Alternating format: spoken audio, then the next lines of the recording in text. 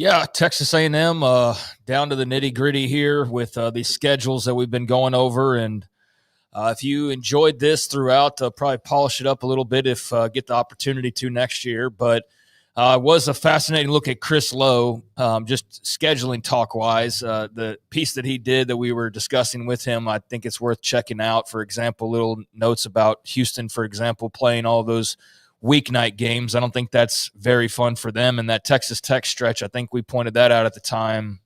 But that glob of consecutive games is something that's unique about their schedule. So really cool notes in there on a variety of teams from around the country. But right now, obviously going to focus in on Texas A&M, who had a pretty good beginning under Mike Elko last year, 8-5 overall, 5-3 in conference play. But definitely didn't win the bigger games that you wanted them to win when all was said and done, and ended the year on an absolute skid of 3 consecutive losses, losing big 4 overtime game to Auburn, getting absolutely manhandled by Texas, and then in College Station, and then losing to USC in the bowl game there, the Las Vegas Bowl. So that's where we last left A&M, was on a 3-game skid, but an encouraging start with Mike Elko there in year number 1. So what does year number 2 look like? As for who they will be lining up against, well, on Saturday, August the 30th, it will be Jeff Traylor and his UTSA Roadrunners, already announced as a 6 o'clock game on ESPN. So nice competitive opponent there in the non-con with UTSA. You know, they'll come ready to play. Then Utah State in week number 2 on September the 6th. It's an SEC network game. And then they get into that very meaty non-con matchup with Notre Dame in South Bend on Saturday, September the 13th. They will have their SEC special tucked away there near the end that we will get to. And they do have an SEC special. Not all teams do, but the Aggies do. But, hey, they're playing Notre Dame in South Bend. Yep. They're playing UTSA. I'll give them a little bit more of a break than I'd give some of the others that are doing such. But that will then lead them into that Notre Dame game, their first bye week. So UTSA, Utah State at Notre Dame. See, UTSA is the kind of school that I would like to – like that should be the level of school you play, and then everybody else should be, to me, at the P4 level. Like that's what it should be. UTSA, going to be a challenge. You're playing against a really good coaching staff. All those things. Probably should win the game, but it will probably be an entertaining one because you've got a really good coach on the other side there. And it's the first game. And so you don't quite know. Yeah. You don't. You don't always know. Exactly. Utah State, fine. I mean, Aggies and Aggies. Yeah, that's kind of neat. They've got an SEC special later that we'll talk about. And then you play a team like Notre Dame. So if you can upgrade that middle game right there a little bit, that's and I'm not want to like. I think those 3 are fine. It's probably fine. And look at Notre Dame's great. They have. I don't want to say they don't have a rivalry with Notre Dame, but they've got an interesting history of playing each other. Sure, they played in the Cotton Bowl. Played the Cotton Bowl a bunch of times. They played last year. Last year. They've had some home and homes over the years. So yeah, they had. R.C. Slocum sent some coaches up there, like Bob Davie and all that stuff. So yeah, it's a good thing. So I like this first part of it. I would think that anyone who has a schedule similar to that, depending on the names of the schools, but all similar at styles and how good they are or should be, it's a good non-conference schedule for everybody to play. Yeah, it's a good non-conference schedule. It's exactly fine. The problem is that 4th game that's there on November 22nd. That's what the problem people have with schedules. But I think that if you just left it as is and that was a 9th SEC game, then they'd have one of the better schedules in the country potentially.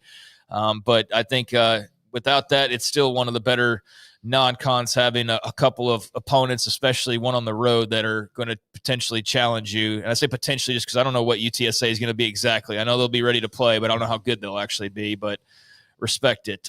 Then they come back after the Notre Dame game. They'll have a couple of weeks to cool off, get ready for the next stretch. Saturday, September 27th, Texas A&M playing host to Auburn, as they will get 3 consecutive home games, which I don't know how, but that will lead them into 3 consecutive road games. So Yeah, that's certainly one of the interesting quirks about this A&M schedule in particular. So home against Auburn on Saturday, September 27th.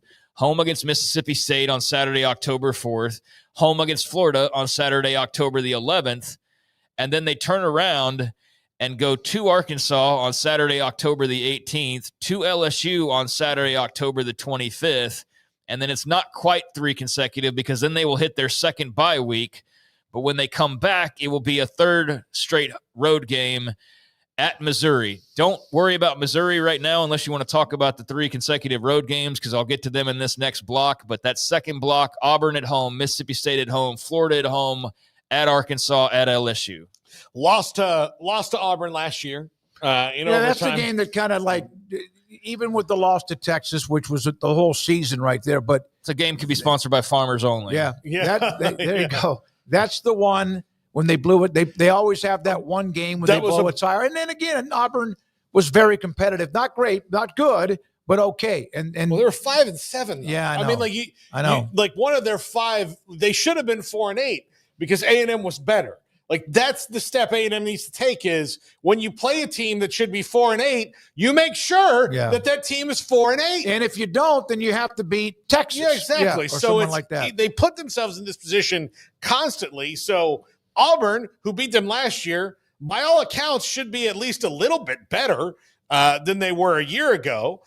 Mississippi State is still building. Florida, who they beat last year in Gainesville, should be better.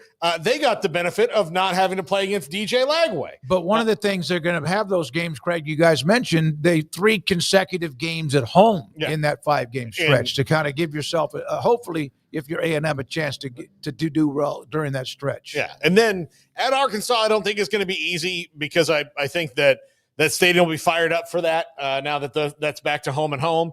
And going to that little tiny quiet hole of a place called Death Valley is not easy either. So this is a more challenging stretch, even than it appears to like on the surface. But if A&M's better, then they're going to win these games and they'll be competitive in them. They need to win the ones they're favored in, and then come what may, when it comes to LSU, Notre Dame, and a couple others. But so as they get out of the second bye week, you will have played at LSU, and then as I mentioned, that third consecutive road game Saturday, November the 8th, with a couple of weeks to prepare at Missouri.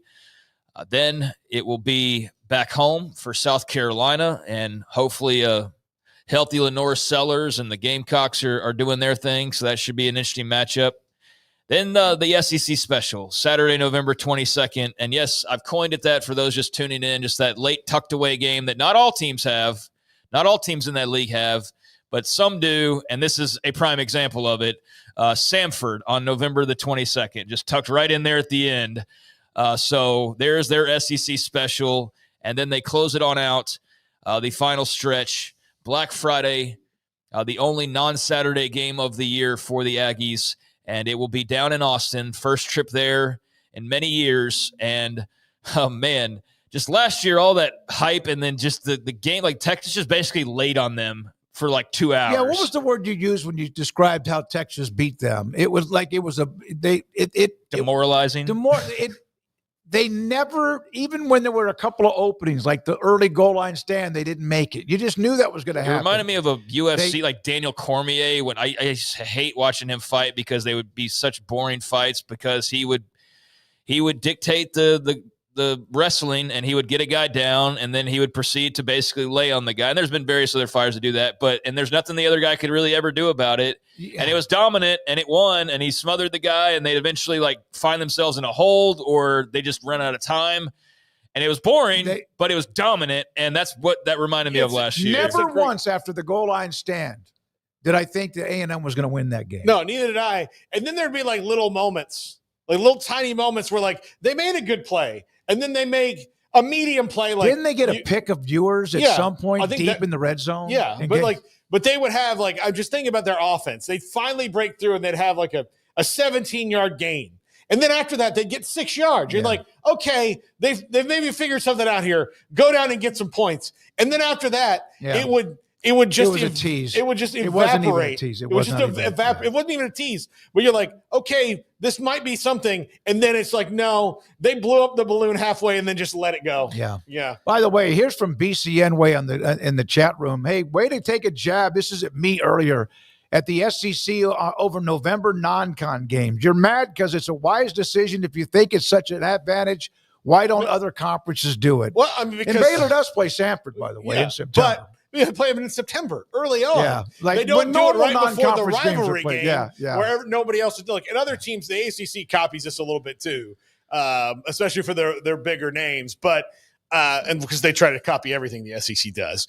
But I'll just say this: to me, the SEC doing this, and like the new teams that come in, like when A&M came in and they can say, oh, we can play Samford the week before. That's like what happens when like a billionaire's kid gets a stripper to OD and nothing ever happens. Like nobody's going to say anything. Oh, okay. There's no consequences. The SEC is great. Like that's to me like the comparison to that.